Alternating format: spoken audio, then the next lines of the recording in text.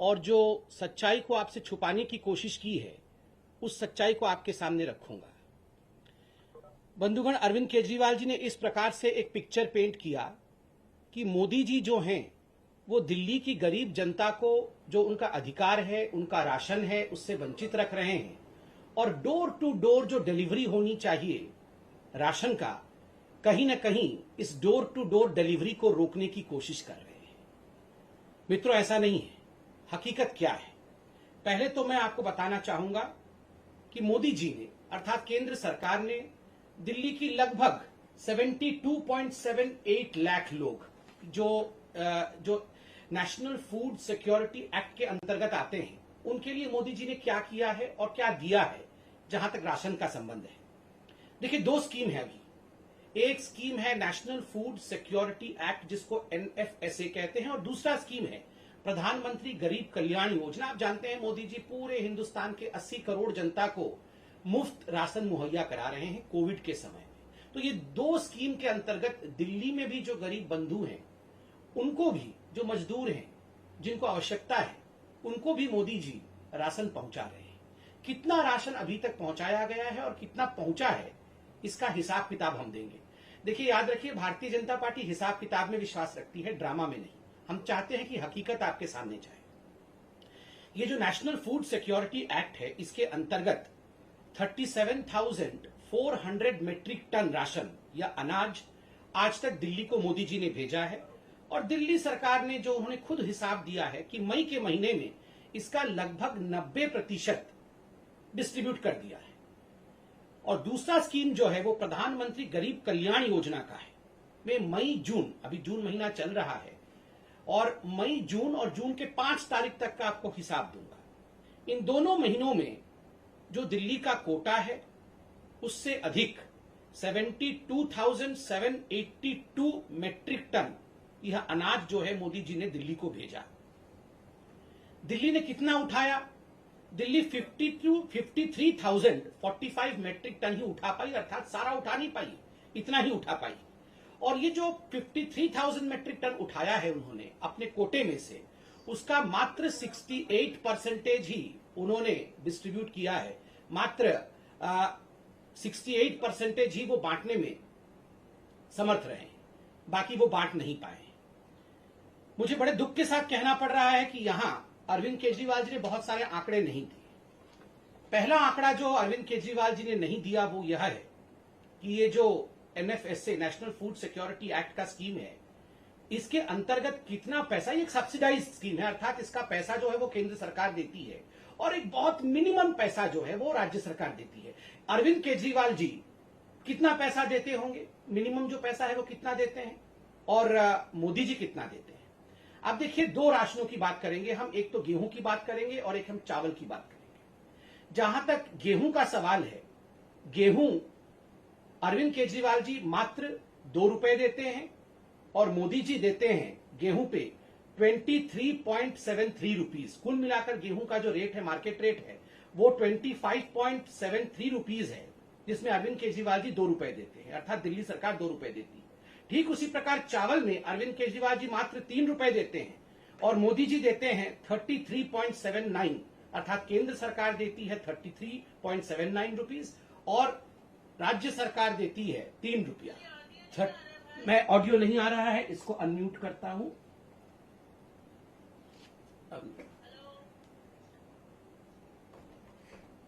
तो स्वाभाविक रूप से आप देखिए, जो अधिकांश रेट है वह केंद्र सरकार देती है और एक बहुत मिनिमल अमाउंट जो है वो राज्य सरकार देती है, मगर उसमें भी जिस प्रकार की राजनीति हो रही है वो हम सब देख रहे हैं। बंधुगण, ये जो नेशनल फूड सिक्योरिटी एक्ट है, यह एक राष्ट्रीय स्कीम है, यह एक नेशनल स्कीम है।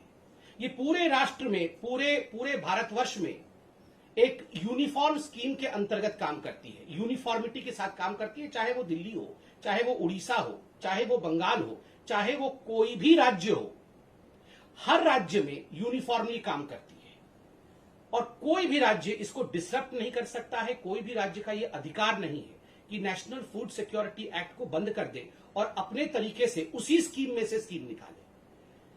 देखिए, अगर अरविंद केजरीवाल जी वाकई गरीबों के बीच में इसके अतिरिक्त कोई राशन बांटना चाहते हैं और वो चाहते हैं कि वो गरीबों का कल्याण करे, इसके ऊपर कल्याण करे, तो उसके लिए अरविंद केजरीवाल जी राशन प्रोक्योर कर सकते हैं। जो केंद्र सरकार देती है उसके अलावा भी राशन खरीद सकते हैं और नोटिफाइड रेट में खरीद सकते हैं। अर्थात जो रेट मैंने आपको कहा उस रेट के अलावा भी, उस रेट के अलग भी, जिस रेट में बंगाल को मिलेगा, जिस रेट में झारखंड को मिलेगा, जिस रेट में उड़ीसा को मिलेगा, जिस रेट में उत्तर प्रदेश को मिलेगा, उस रेट में भी अनाज खरीद करके वो अलग से अपनी स्कीम चला सकते हैं। वो उसका कोई भी नामांकन रख सकते हैं। इसमें किसी प्रकार की कोई आपत्ति ना तो केंद्र सरकार को होगी, ना तो किसी को आपत्ति होगी। दोनों मिलकर काम कर सकते हैं। मगर जिस प्रकार से वो ये दिखाने की कोशिश कर रहे हैं कि केंद्र उनको उनका स्कीम चलाने नहीं दे रही है, ये गलत है। दूसरा विषय है अरविंद केजरीवाल जी का ये जो स्कीम है, जो घर घर राशन वाला स्कीम है, उसमें एक जो बहुत महत्वपूर्ण बात है, उसको बड़ी चतुराई के साथ अरविंद केजरीवाल जी ने छुपा दिया। उसमें एक प्रावधान है कि आप ये जो राशन है, जो आप फेयर प्राइस शॉप में पाते हैं, उस राशन को दिल्ली के कुछ एजेंसीज उठा लेंगे और जैसे कि गेहूं है उसको आटा बनाया जाएगा और जैसे चावल है उसकी सफाई की जाएगी और इसके लिए कुछ एक्स्ट्रा चार्ज दिल्ली की सरकार लगाएगी। देखिए, नेशनल फूड सिक्योरिटी एक्ट में कोई भी एक्स्ट्रा चार्ज के विषय में नहीं बताया गया है कि कोई एक्स्ट्रा चार्ज कोई भी राज्य लगा सकती है। जो केंद्र के नियम है उन्हीं केंद्र के नियम के मुताबिक चलना पड़ेगा। एक्स्ट्रा चार्ज कोई लगा नहीं सकता है।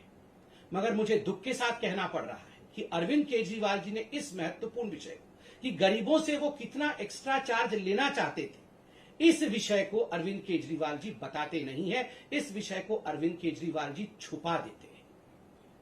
और केंद्र सरकार ने स्पष्ट रूप से कहा है कि आप कोई भी केंद्र का जो कानून है, केंद्र का जो स्कीम है, उसमें एक्स्ट्रा चार्ज लगा करके उसे अलग तरीके से राज्य में रख नहीं सकते।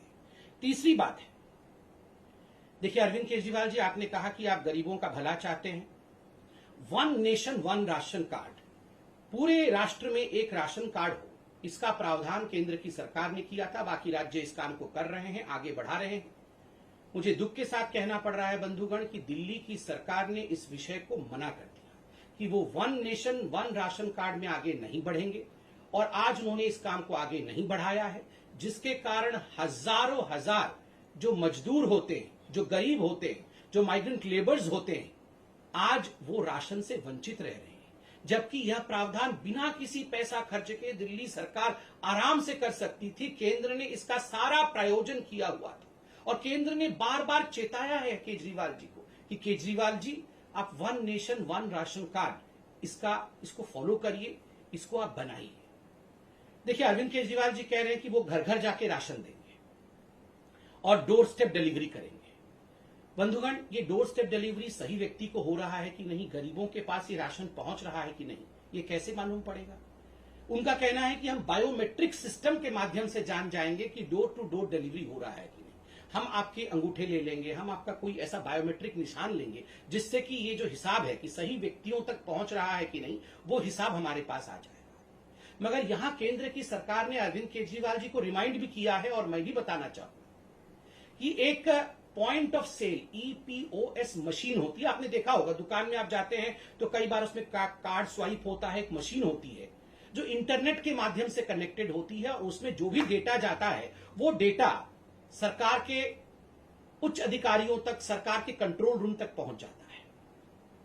2018 के अप्रैल के महीने से अरविंद केजरीवाल जी ने दिल्ली के जो 2000 फेयर प्राइस शॉप है जहां ये राशन वितरित किए जाते हैं, उन्होंने ये जो POS मशीन है, EPOS मशीन है, जो इंटरनेट के माध्यम से काम करते हैं, उन्हें बंद करवा दिया था और सब कुछ एक हाथ की प्रक्रिया से, एक मैकेनिकल प्रक्रिया से आरंभ कराया था।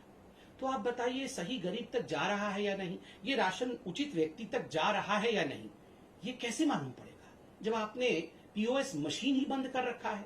और अब बहुत कहने के बाद आपने POS मशीन चालू करने की बात की और दिल्ली की जनता को जान के आश्चर्य होगा, छोटे छोटे राज्य जो दूर दराज इलाके में हैं, जिनके पास इंटरनेट की सप्लाई भी नहीं है या कम है, उन छोटे छोटे राज्यों ने पीओएस मशीन लागू कर रखा है। इन छोटे छोटे राज्यों ने इनका 80% से अधिक आधार कार्ड ऑथेंटिकेशन है। अर्थात ये जो आधार कार्ड के माध्यम से, कि आधार कार्ड एक गरीब व्यक्ति के घर में अरविंद केजरीवाल जी जाते हैं, उनको राशन देते हैं, तो आधार कार्ड के माध्यम से कि इस व्यक्ति को राशन पहुंचा कि नहीं, ये आधार कार्ड के माध्यम से मालूम पड़ता है।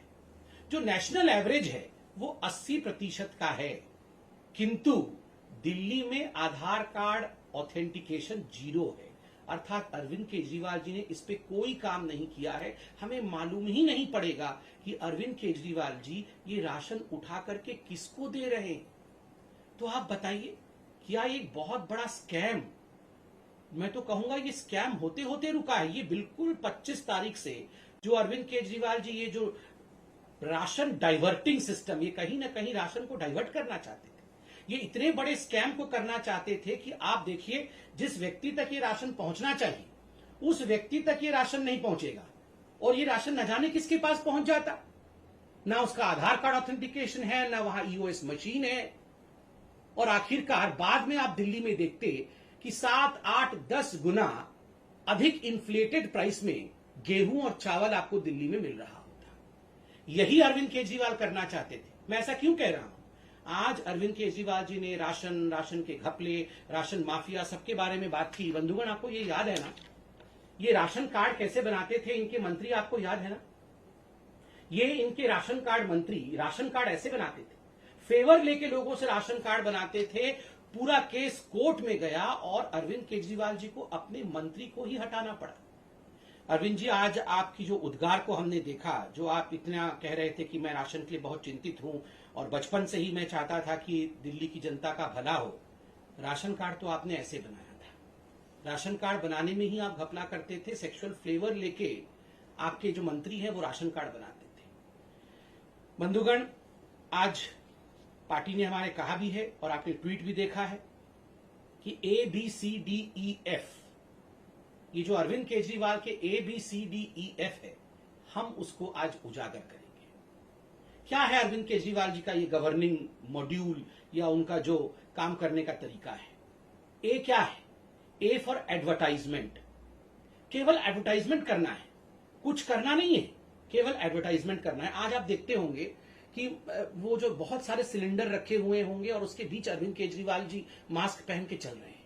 हर जगह ये फोटो आ रही है, बहुत सारे सिलेंडर रखे हुए हैं और अरविंद केजरीवाल जी चल रहे हैं, एडवर्टाइजमेंट आ रही है, और वो कह रहे हैं कि हम 3rd वेव की तैयारी कर रहे हैं। अरविंद केजरीवाल जी, ऐसे ही अगर आप सिलेंडर के बीच में मास्क पहन करके 2nd वेव से पहले चल दिए होते तो आज 2nd वेव ही नहीं होता और ये सारी चीजें नहीं होती। आप उस समय भी एडवर्टाइजमेंट कर रहे थे, आज भी एडवर्टाइजमेंट कर रहे हैं। 1000 करोड़ रुपए, 900 करोड़ के आसपास आपने एडवर्टाइजमेंट में खर्च किया। और दिल्ली वासियों, अगर यही 900 करोड़ रुपए उन्होंने राशन पे खर्च कर दिया होता ना, तो आज घर घर अनाज तो क्या, घर घर फल फ्रूट तक पहुंच गया होता। सबके घर में एक सेव, एक अनार भी पहुंच रहा होता, अगर वो वाकई 1000 करोड़ रुपए एडवर्टाइजमेंट पे नहीं खर्च करते। A for advertisement, B for blame. हर चीज में मोदी जी आपने ऐसा कर दिया, मोदी जी आपने वैसा कर दिया, मोदी जी आपने मुझे ऑक्सीजन नहीं दिया, मोदी जी आपने मुझे रेमडेसिविर नहीं दिया, मोदी जी आपने हमें हॉस्पिटल का बेड नहीं दिया। फिर सुबह उठ के देखो तो टीवी पे चल रहा होगा, अरविंद केजरीवाल जी ने सबको बेड दे दिया है, अरविंद केजरीवाल जी ने सबको ऑक्सीजन दे दिया है, हम घर घर ऑक्सीजन पहुंचाएंगे। अरे आप तो ब्लेम कर रहे थे सुबह से कि मोदी जी ने आपको कुछ नहीं दिया, और फिर कैसे आपने घर घर पहुंचा दिया? मोदी जी राशन नहीं दे रहे, राशन क्या दे रहे हैं मोदी जी ने? हमने अभी आपको आंकड़े दिए हैं। मोदी जी 25 रुपए दे रहे हैं, आप 2 रुपए दे रहे हैं।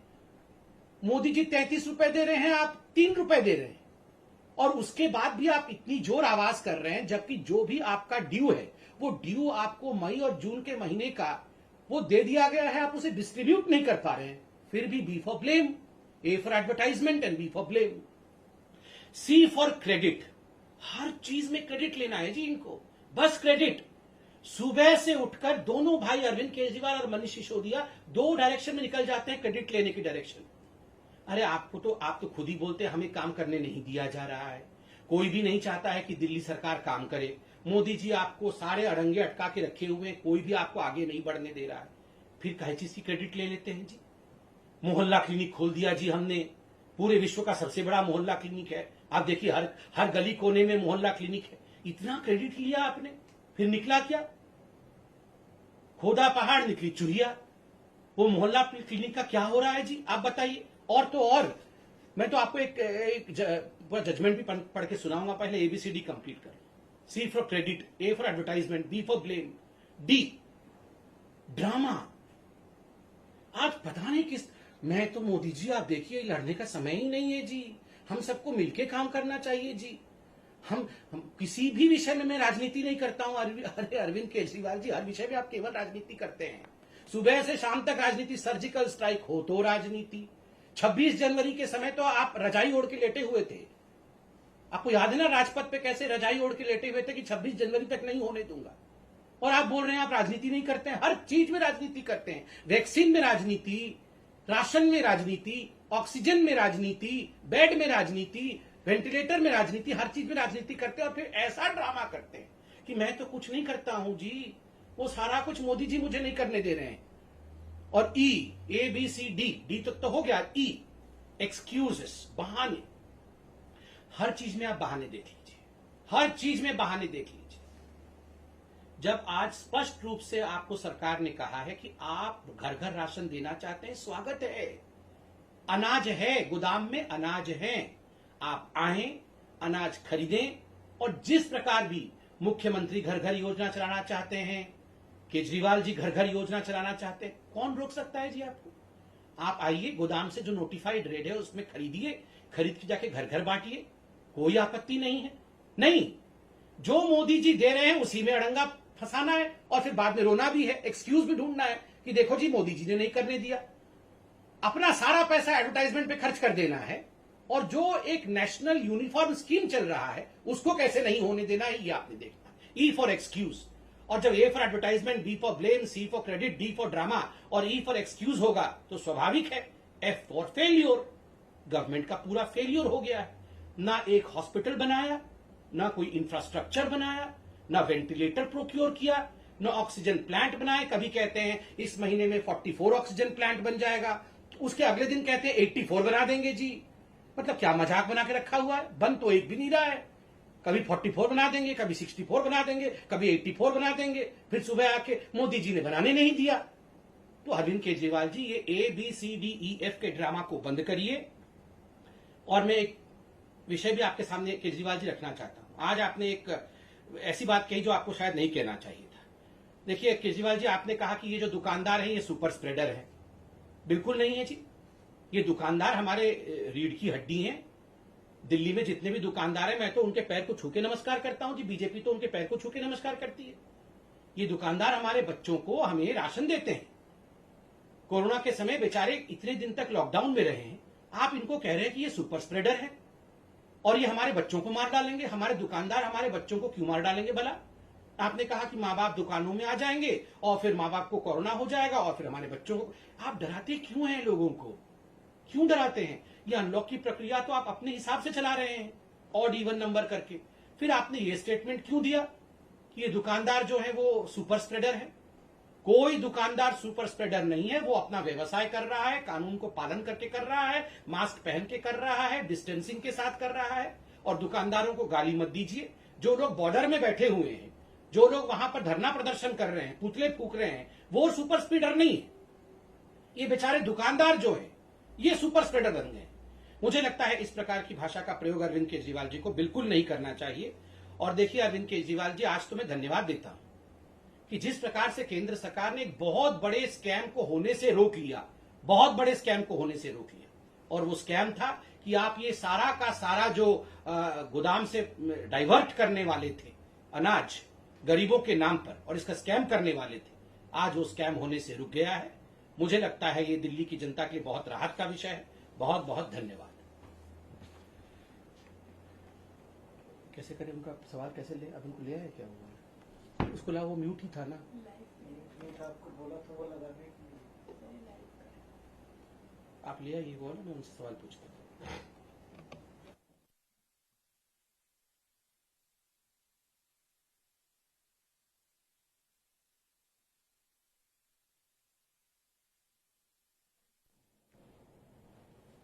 सर सर, आप राशन की बात कर रहे हैं, पर ये बार बार होता रहा है कि अरविंद केजरीवाल ने ये भी बोला कि उन्होंने एक बार नहीं 4 बार फाइल भेजी थी एलजी के पास, और एलजी चाहते तो उसको सिर्फ अप्रूव करके भेजना था और डिलीवरी हो जाती राशन की गरीबों को। सेंट्रल गवर्नमेंट बार बार इसमें अड़ंगा डालती है, काम नहीं करने देती। ये बार बार उनका हमेशा से वो एलिगेशंस लेवल करते रहे हैं, बट लोग जो है उनको आम भाषा समझ आती है। उन्हें समझ आता है कि दिल्ली गवर्नमेंट ने एक फाइल भेजी, एलजी ने उसे रिफ्यूज कर दिया, तो ये नहीं देना चाहते। टेक्निकलिटी इसमें हालांकि बहुत होती है। तो कैसे बीजेपी इंश्योर करेगी कि फैक्ट्स एकदम लोगों के सामने रखे, ताकि दूध का दूध और पानी का पानी हो? देखिए, अभी प्रेस कॉन्फ्रेंस करके बीजेपी ने पूरे फैक्ट्स को आप लोगों के सामने अर्थात देश के सामने रखा है कि किस प्रकार से एक नेशनल स्कीम है जो यूनिफॉर्मली पूरे देश पर लागू होता है। हाँ, अगर इस स्कीम को आप ट्वीक करना चाहते हैं तो इसको ट्वीक नहीं कर सकते हैं, इसमें बदलाव नहीं ला सकते। आप अपनी एक स्कीम, स्टेट की स्कीम चला सकते हैं, जिसके लिए आपको नोटिफाइड प्राइस में जो अन्न अनाज के गोदाम में अवेलेबल है उसे आपको खरीदना होगा। उसमें किसी प्रकार की ना परमिशन की आवश्यकता है और किसी प्रकार की ना अड़चन होने वाली है। मगर आप अगर ये कहेंगे कि जो एक यूनिफॉर्म स्कीम पूरे भारतवर्ष में चल रहा है, उस यूनिफॉर्म स्कीम के साथ आप छेड़छाड़ करेंगे और उस यूनिफॉर्म स्कीम में जहां चेक्स एंड बैलेंसेस और ट्रांसपेरेंसी नहीं है, आपके पास ना तो आधार की ऑथेंटिकेशन है, ना आपके पास पीओएस की मशीन है, और ना ही आप डिस्ट्रीब्यूशन सिस्टम में एक्स्ट्रा चार्ज क्या लगा रहे हैं ये बता सकते हैं, तो आप ये सब कैसे कर सकते हैं? और ये बिल्कुल एक बहुत वाजिब प्रश्न है जो केंद्र सरकार ने पूछा है। मुझे लगता है बिना उत्तर दिए अरविंद केजरीवाल जी को इस प्रकार से राजनीति नहीं करनी चाहिए। सर, एक सवाल मेरा है। अरविंद केजरीवाल ने कहा है वो थर्ड वेव के लिए तैयार है। सेंट्रल गवर्नमेंट को हमेशा इंटरवीन करना पड़ा है जब जब कोविड की सिचुएशन दिल्ली में खराब हुई है। आपको लगता है बीजेपी की तरफ से क्या ये तैयारी रहेगी कि आप भी सेंट्रल गवर्नमेंट को आप अप्रोच करें, पहले ही थर्ड वेव के लिए तैयार रहें? क्योंकि हमने हमेशा ये देखा है कि जब जब सिचुएशन खराब हुई है, दिल्ली सरकार हमेशा सेंटर की हेल्प उन्होंने सीख की है। आपको लगता है कि दिल्ली अब की बार थर्ड वेव के लिए सही में तैयार है और उन्हें सेंटर की हेल्प की जरूरत नहीं पड़ेगी?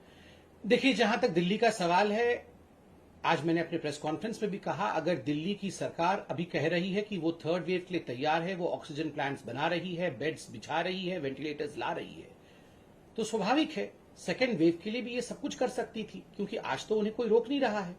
उसका अर्थ है उन्हें पहले भी कोई नहीं रोक रहा था।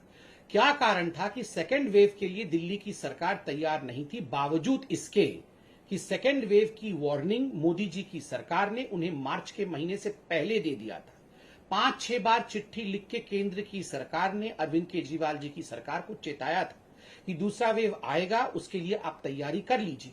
अगर यही तैयारी जो आज वो दावा कर रहे हैं कि थर्ड वेव के लिए वो कर रहे हैं, यही तैयारी वो सेकेंड वेव के लिए करते, तो जितने लोगों की मृत्यु हुई है दिल्ली में, जिसका सर्वाधिक केस फैटेलिटी रेट रहा है, आज ये लोग हमारे बीच में होते और इतने परिवार आज इतने दुख से नहीं गुजर रहे होते। कहीं ना कहीं अरविंद केजरीवाल आज भी एडवर्टाइजमेंट और दिखावा की राजनीति कर रहे हैं। सर, एक सवाल राहुल गांधी पे भी, उनका एक ट्वीट आया है। उन्होंने कहा है ब्लू टिक के लिए मोदी सरकार लड़ रही है और कोविड का टीका चाहिए तो आत्मनिर्भर बनो।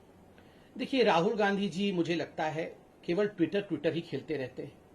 राहुल गांधी जी के लिए ट्विटर पे ही राजनीति करना उनका राजनीति का सबसे महत्वपूर्ण विषय है, उनका सबसे बड़ा प्लेटफॉर्म है। हमें लगता है गरीबों के बीच राशन देकर, हमें लगता है जिस प्रकार से इतने बड़े वैक्सीनेशन ड्राइव को भारत की सरकार ने चलाया है, वो अपने आप में एक बहुत ही प्रशंसनीय कदम है।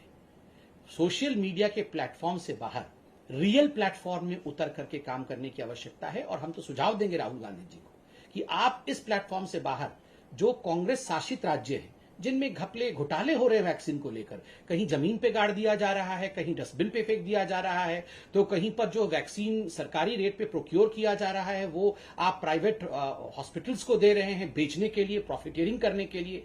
वो इन विषयों पे जरा फोन उठा करके अपने मुख्यमंत्रियों से बात कर ले, उसके बाद ट्वीट करते रहे वो अलग विषय है, पहले फोन उठाकर बात कर